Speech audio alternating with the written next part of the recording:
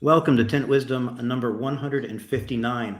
This is kind of a bonus episode. We're doing it before 160. We always do 159 before 160, but what I mean is it'll be right after this one.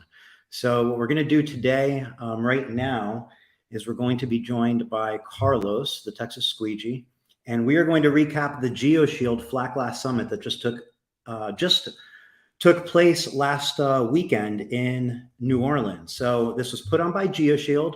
It wasn't Geoshield exclusive though. Any tinter could come. They could get a ticket. The tickets were free, and it was a flat glass summit. So it was a full day focused on flat glass. And we had the pleasure of being able to speak. And basically, what we're going to do on this brief 30-minute Tint Wisdom 159 before number 160 is recap the experience. So without further ado, let me introduce and bring on Carlos, the Texas Squeegee.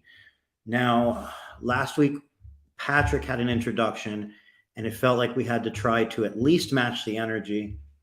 So let me clear my throat, get a little water for this intro.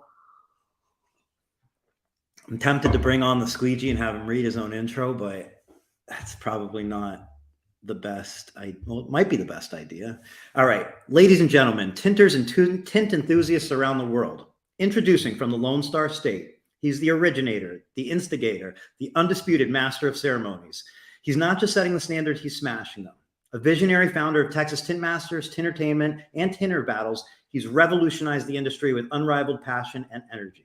Hold on to your seats, ladies and gentlemen, as I introduce the one, the only, Carlos, the Texas Squeegee. And now, the moment Tint Wiz fans around the world have been waiting for. From the jam-packed virtual arenas of the Tint Wisdom talk show,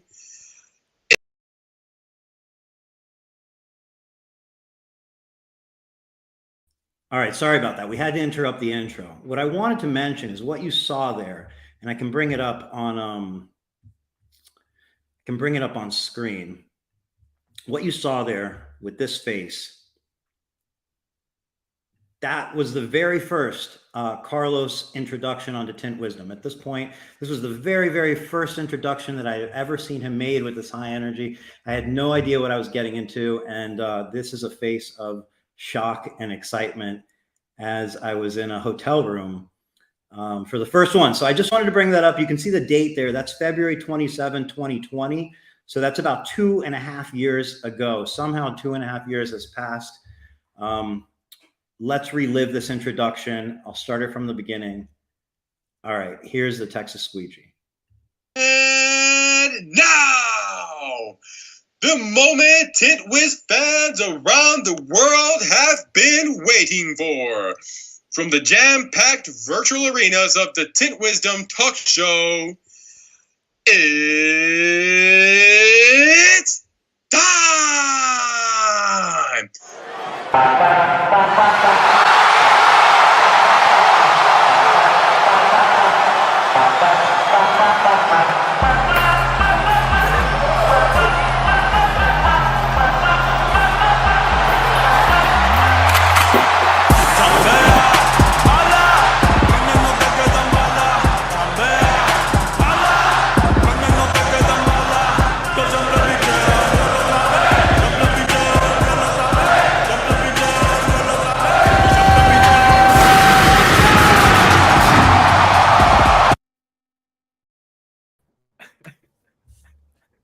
The Texas Squeegee. Yo, that was awesome. Man, like that was taking me back, like going back to the original and holy crap, that was, I guess, my first attempt at creating an announcer type voice. Looking back, I'm like, okay, a few tweaks, man, a few tweaks, but damn, it takes me back. I was just, how you were looking at that with a smile? I was looking at that whole you just put on with a smile the same way. I'm like, man. I mean, the floors were white, your towel was white, the walls were white, everything was white. It hadn't it was just like, and then from there in 3.5 years, as Cash pointed out, not 2.5 years, I guess, I have to look back at 2020, math isn't right now, but it feels like just like yesterday. I can't believe how far from the beginning of that intro to the end of that, jam-packed Madison Square Garden, how far you came in just a short amount of time. Man, that one threw me up a little bit. Threw me off a little bit when you dude, the way you were editing that, like how you blended it both of them on the back with the audience, like it makes it look like that was like a legit thing. Damn, I was in Madison Square Garden and I must have not remembered it or something. I just put them in order. So I just started with the first one, and then I put the middle clip and then the end clip, and I just played it. I mean, I didn't really do any editing, to be honest. Yeah. I still remember that was at the time whenever I had done a marker and thing on them. Spent like a lot of time like doing all that shading and stuff. So again, the smart way would have been setting up a screen on the back or something, or just like a light. But anyways, well, it's good to be on the show. And I brought both of these squeegees here for a double whammy squeegee that. And I've got this one here. Geoshield, Geoshield dealer, Geoshield Flatglass Summit Fusion gave me this one right here to try out. It's called the Flat Out, and we tried it out today. Actually, works pretty good. Very cool. So Geoshield Flatglass Summit, you were the voice of it. You were, you're the host, put it that way, right? The voice of it. That's a fair term. The MC. Yeah, for sure. The master of ceremony. Yeah, I guess the MC for sure. The industry MC, by the way, specialized specifically in this industry. I know what I'm talking about. You do. And you brought the energy. It was definitely, like fun from beginning to end, as you always do, as we saw in some of those clips. So yeah, well, where would you like to start? Go ahead. When you said like it was fun, I wanted to shout out Geoshield because they were so open and so honest throughout the whole process. First of all, they did a great job setting it up. And this is the first time setting up an event like this. And so they had, obviously, like they selected an area, New Orleans, which I felt like fit their vibe, Geoshield, which was very relaxed and kind of just like, it is what it is. Like, here it is. It's like they're not trying to pretend to be anybody that they're not. And I loved them for that. Because of that, doing the whole show, I feel like it put certain things at ease, and it was more about like everybody was there with a collective goal in mind, which the audience was there to obviously to learn. Speakers were there to deliver on that knowledge, and I felt like that happened. And yeah, it was a lot of fun. What do you think? I think, like you said, like you got to feel who Geoshield is as a company by, I guess, just the presence that they brought to the event, the relaxed, warm, like Louisiana vibe, I guess, is what it felt like. And it was my first time in New Orleans. You get to, feel the culture and feel the different flavor of the area. And as far as the event goes, they put it on in an absolute beautiful venue. It was beautiful venue, very modern, very like super nice. And like you said, they attracted a crowd that was there to learn, that was friendly. It was a lot of people's first times at events. And, they delivered, I think, on bringing the knowledge. I know they did. And I'm excited to kind of go through the speakers. And let's, go ahead. That was one of the things that stood out because, you and I have gone through a lot of these types of events, and we've obviously hosted some, and we've also been a part of many others. And I thought, like, at this point, this generally the people you run into are people that go to these kinds of things. But we came across a few that never go to these things. This was their first time going out. And I was realizing like that there's a bigger world out there outside of just the window tinting groups on Facebook. That there are tinters that exist. There is a life outside of Facebook. But it was pretty cool to have seen some of those guys come in because a lot of them, they got to, we got to talk to one-on-one. So, I was glad. It's really good. One of the things that stood out to me, you beat me to New Orleans and you were at the Acme Oyster House that first evening, June the 2nd, which was a Friday. What was your first impression when you walked into the space, or have you ever been to downtown New Orleans before, or is this your first time? I'd only passed through. I hadn't spent any time there, so I'd consider it my first time. And my impression of the venue was perfect because it was a very, very short walk from the hotel, just like a couple blocks. There was no, like, it was easy. You walk right in, you go upstairs. It was super, like, relaxed, friendly environment. There was an outdoor space and an indoor space. And it was like the perfect way to kind of, I guess, like, warm up for the next day and get to meet, kind of talk to everybody and meet some new people and so on. What about you? Uh, the first time that, like, so we obviously drove in there. This area was pretty small. There were some alleyways that were really tight, and like, you know, there was like you could tell there's a lot of history behind the town just by the way, you know, you look at the buildings and you look at the way they were structured. They're not modern buildings, so they have history, obviously. And then going to the Acme Oyster House, obviously I walked in and I was seeing a few people for the first time, including Matt Blackmer, who was one of the characters that I've been wanting to meet for some time. So he was there. Very cool, very relaxed. Obviously, it's an oyster house, and this is like Creole food, so they had to have some of that stuff on there. Did you try any of the oysters? No, I didn't get a chance to. Oh, dude, like they were pretty good. They had some stuff. I'm not a big oyster guy. Chris Hardy was the one that introduced me to oysters, and they actually tasted pretty good. So then they had a different version of it. But, like, you know, the first evening was pretty cool. People mingling with each other and, you know, being able to get to, like, just that first meet and greet. Like, that's one of the things that I like that they did, is that they had, like, you know, there's going to be speakers presenting and there's going to be audience that were meetings for the first time. But the fact that they had almost like this hangout session right before, I felt like might have eased some of the nerves that speakers would have gone through had they gone in there for the first time, seeing these people for the first time, you know? Sure. Yeah, I could see that. Yeah, so that one was pretty good. Obviously that evening ended, and then the next day came around, and first thing in the morning we had some speakers coming up there. So what was your first impression walking into the space? Space was beautiful, like, and I mean it, because it was like well lit. It was modern. It was like just, it felt bright and clean and new and big. Not too big though, you know. It still felt intimate enough for the size crowd that was there. I really liked it. I thought it was just like they picked a perfect space. You know who, like, impressed me with something? What's that? Who?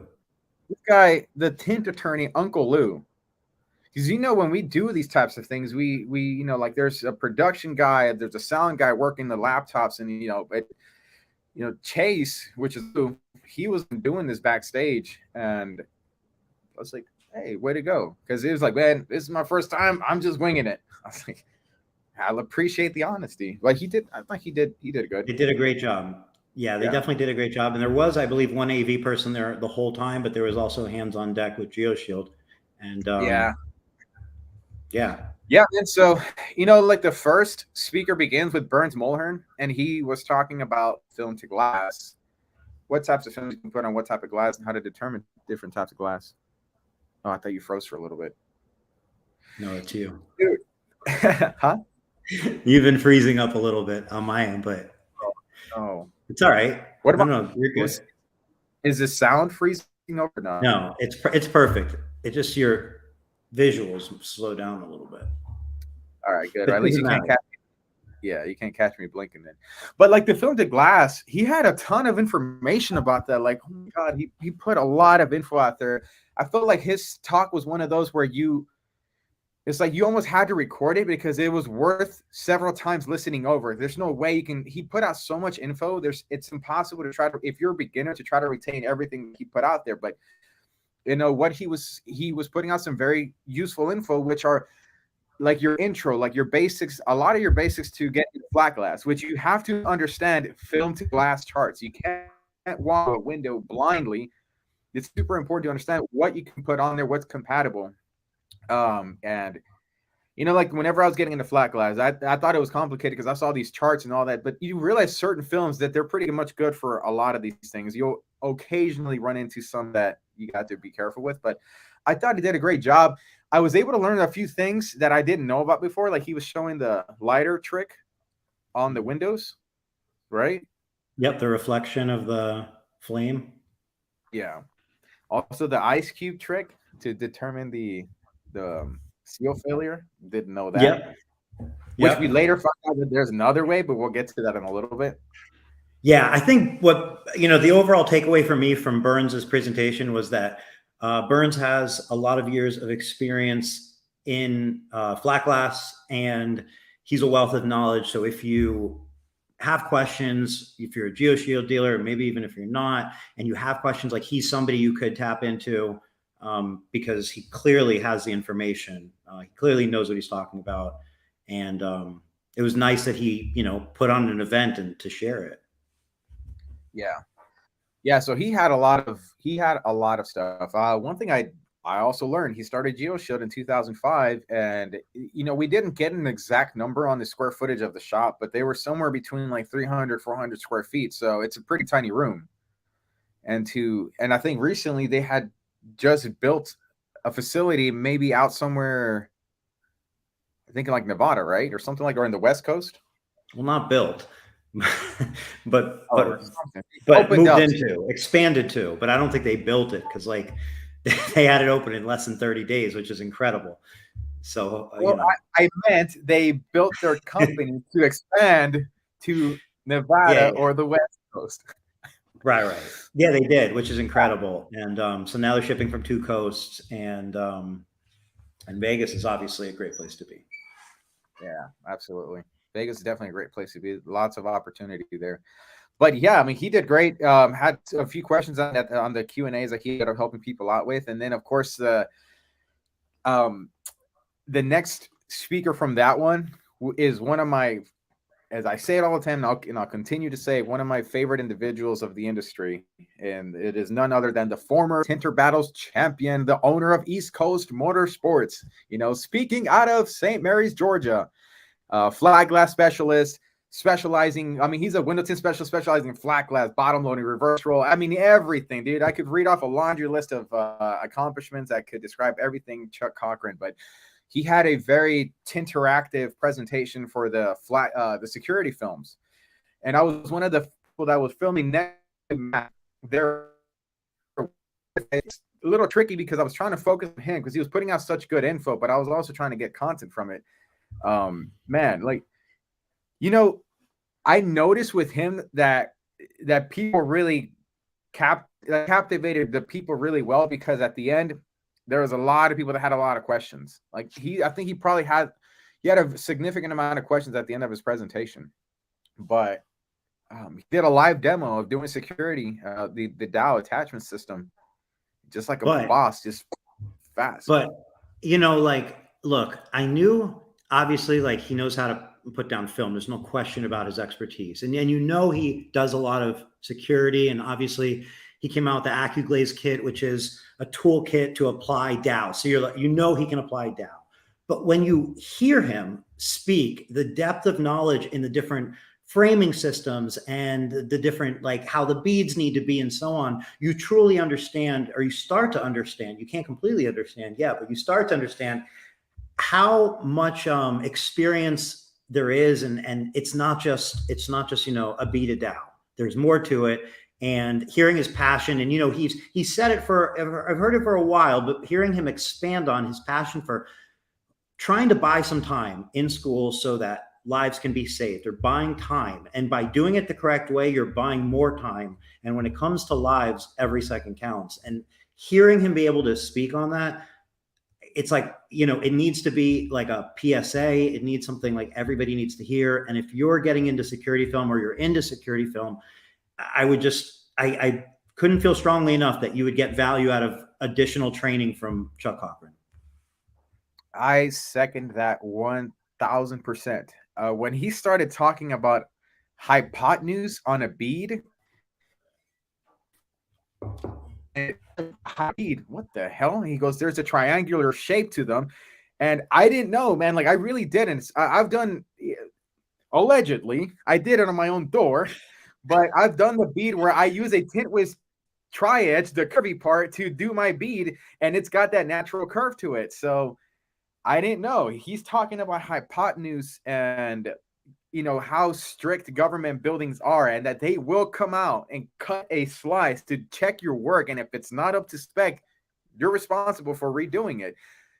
If it's coming from someone like Chuck, you know, like if he's getting it down to that detail, you know, you're getting like really good information. And that's, I think that's not, I know that's what makes Chuck the type of caliber that he really, really is, because it's down to the detail where he'll know. Another thing that I didn't know about security films was, well, prior to this, was that you remove the seals and then you beat it, you know, into the framing between the glass and the frame itself to have that extra reinforcement. And I didn't know that. But when he explained it, I'm like, it makes a lot of sense why you would want to do that, because otherwise you're beating over the seal. That seal is going to prevent like the glass. It's, you know, it's just preventing like. It's not attaching. It's attaching to the seal. The seal is meant to pull out. So it's going to help it pull out, if anything. Yeah. When he said it the way, it made a whole lot of sense. And man, I could not have more respect for a human being and a professional of this industry. You know, he deserves every bit of good that he has coming to him. But like, yeah, even just watching him install, and I carry his techniques even to my install every single day, which is, I call it the classic Cochran technique. You know, you grab your squeegee, two-handed squeegee like that, boom, boom, boom. I saw him do it at the XPEL dealer conference in 2022, and I saw him doing it. I was like, I like that. Like, that seemed like a well-extracted window film, and sure enough, he ends up winning tinter battles. So, right? No kidding. Yeah, so he did a phenomenal job. He did a fantastic job. There is content coming out of it as well, too. But, you know, if he's one of those individuals, man, like that, one day we'll be sitting around in a campfire and be like, where were you when Chuck Cochran was in his prime? And I was like, I was there, kiddo. I was there. Mm-hmm. You know, but he's one of those people, like, if you have the opportunity to learn from him, he's a really rare individual. Like, you have to take advantage of the opportunity while he is still willing to teach, because people like him, man, they don't come that often. He's one of those truly, like, if there were like super athletes in the world of sports, Chuck Cochran, in my opinion, is that version for window tinting.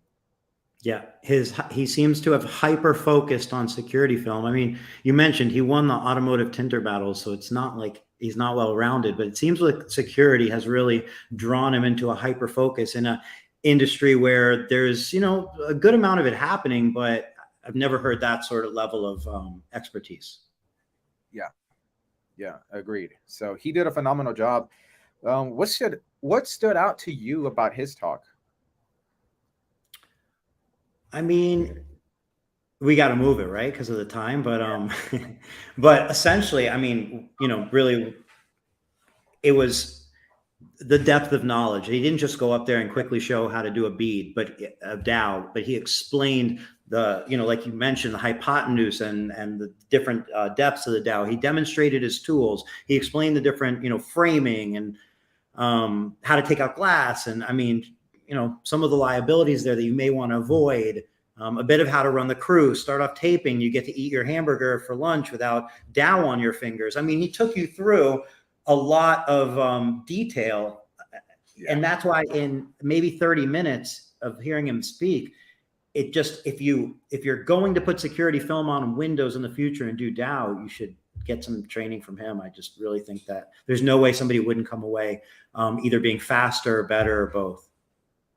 Yeah, for sure. Yeah, so he was great. And then up, you know, behind him was Adam Feldman with like sales techniques and things of that nature. He did a great job captivating the audience. Then we had lunch. I don't know if you had any of the lunch. I didn't have the food, unfortunately. I usually don't eat when I do these types of shows, but did you have an opinion on the food? You know, I didn't get a chance either. To be honest, I didn't even get a chance to see it because I was trying to go over the AV to make sure everything is ready to go. And I don't typically eat as well like you. I think, like, in general, like when I'm working, it helps me stay focused. And what I mean is, if I need to be like alert, I feel like if I eat, it slows me down a little bit. You know, I think that's normal, but for sure. And you know, following the Tinterlicious lunch, there was the Tinter Trivia God of Sun, Billy Ayton, that went out there and made his debut as a speaker, which I never thought I was ever going to have the privilege of seeing. But Billy went up there, and I think he did good. I like that he prepared videos as part of his presentation. He went over seams, which is a topic he's very strongly about. And, you know, what was funny is, like, the night before, we were at this restaurant that had giant windows, and I'm like, oh, it's a perfect window for Billy Ayton right there. Like, let's do it. You know, I wonder where Billy would put the seam, and the butt seam, and all kinds of different seams. So, you know, it's obviously useful for big windows like that. But I thought he did good. He had a short one, short and sweet, to the point. And then following him was none other than Jordan and Nick with Fusion Tools, which was nice to see. I never, you know, Fusion's been, you know, obviously we have a great relationship, but we've never were a part of these shows together. So I was glad to see, you know, Nick and Jordan coming out. And, you know, Jordan is one of those, not Jordan, Nick, one of those individuals, tons of knowledge, like a supercomputer in the brain, right? And all, you know, but he tends to be reserved. But if you ask him the right question, he's got a wealth of knowledge. I thought that the presentation was good, was great. It was really, really entertaining when they started talking about their famous tool that everybody knows them for, which was formerly called as the hand job. So look, I remember, it's funny like hearing him say that, because I remember the WFCT, and I was walking by, and I'm walking down the aisle, and they're to my right, and you know, I was asked, would you like a hand job? And you know, I was like, yeah. And they were handing out the hand job tools, and it left an impression forever. I know that tool. There's no, and he said it was like one of their most successful marketing campaigns, and being able to hear it, and also hear during the presentation some of the thought process that goes behind the squeegees and why they are the way they are, and his thought process and how they develop them. It's when you get to be around the founder of something, I think it's a little, you get a little extra insight. So it's cool that they were there, and that it's great that they were there, and that you know, something that stood out. Something that stands out to me about Fusion, and particularly about Nick, is that Nick still does window tinting to this day. As he's developing more tools, he's still doing it to the day. So this is the inventor, the creator, boots on the ground, literally going through the same things that his own people that he, you know, services or sells these tools to go through on a daily basis. And that it's refreshing to have someone like that be at the forefront of creating these types of tools, because coming from a real world understanding of what are the challenges and what some solutions may work. And, you know, you're not having to buy something where it's like guessing work, for example. You're getting it from a guy who understands this industry really well and is still doing it to this day. So I really liked him for that. Yep.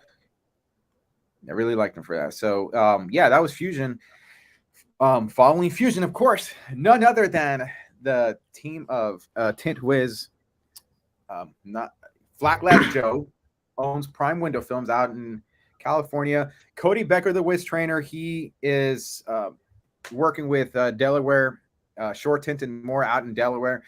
They were both down here, obviously accompanying and equally presenting with yourself to the stage. I'm going to tell you something, though. You threw me off for a little bit, because the whole time you were there, you were looking like how you look right now. And then you had a hat backwards all of a sudden. And I was looking, they were like, I don't know, I didn't tell you, but there was for a moment, I was like 3 or 4 seconds, I was looking for where the hell is Eric? And as you got the snap back, I'm like, when the hell did I mean, it's the Film Pros Nation. You're going to go on stage and not wear the Film Pros Nation hat. I was with Louis taking pictures before, and yeah, I put the hat backwards only because, like, it's really comfortable that way. They're comfortable either way, but I really like them backwards. But yeah. What is the Office episode I'm thinking of? Something Mike, where he's like wearing it back. You know. Oh, Prince Mike. Yeah. Oh, they do. Anyway, it was a great I enjoyed the presentation. I really appreciate the opportunity and appreciate Cody and Joe coming out. It was Joe's first time present. I believe it was the premiere of Flatglass Joe. And, you know, I really appreciate him and Cody coming out. Amazing audience. Everybody there was just interested in learning. So you had like people that were captivated, I feel like, interested in listening, not just to my presentation, but to all of them.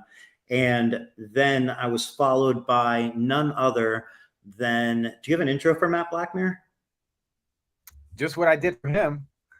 Let's hear it. But then we gotta bounce. I feel like it might be the end. Well, I mean, I just read off a bunch of stuff like, ladies and gentlemen, introducing our next speaker, holding a professional record 193,000 subscribers on YouTube, 112,000 followers on TikTok. He is the founder of Window Tint Stuff. He is the founder of Glassade, the owner of 313tint.com, presenting out of Detroit, Michigan, Matt Blackman.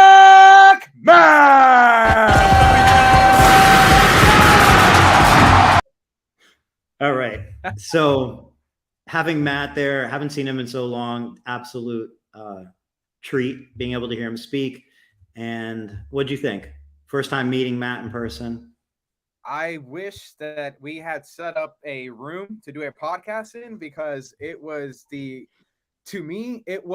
two creators in their own respect. But I have such a respect for Matt. He's been so consistent for so long. The guy is as real as they come. I mean, dude, if I was a supplier, trust me, I'd be banging this guy's door and like, yo, I need to bring you on full time. Like, how many check zeros do I got to write?